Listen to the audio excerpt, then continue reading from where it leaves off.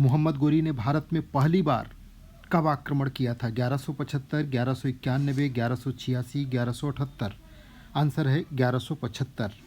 मुल्तान पे आक्रमण किया था मोहम्मद गोरी ने, वहाँ इस्लामी शासन स्थापित किया।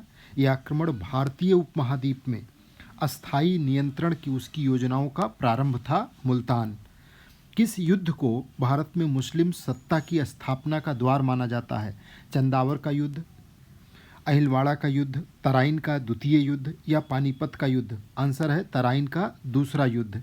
जो तराइन का दूसरा युद्ध हुआ उसमें मोहम्मद गोरी विजयी रहा, पृथ्वीराज चौहान को उसने पराजित किया। और ये ऐतिहासिक दृष्टिकोण से अत्यंत महत्वपूर्ण युद्ध था, क्योंकि इसके बाद दिल्ली और उसके आसपास के क्षेत्रों में मुस्लिम शासन की नींव रखी गई और आगे चल कर के उसी पे दिल्ली सल्तनत का जन्म हुआ। मोहम्मद गोरी ने किन राजाओं को पराजित करके दिल्ली और कन्नौज पे अधिकार किया?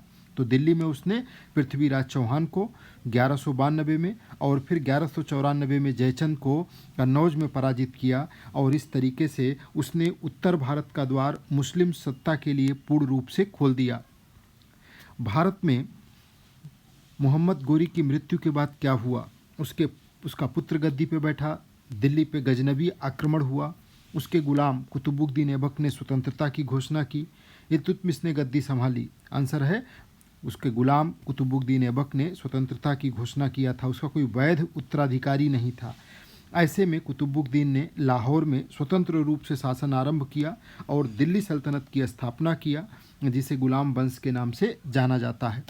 मोहम्मद गोरी का भारत विजय में मुख्य उद्देश्य क्या था?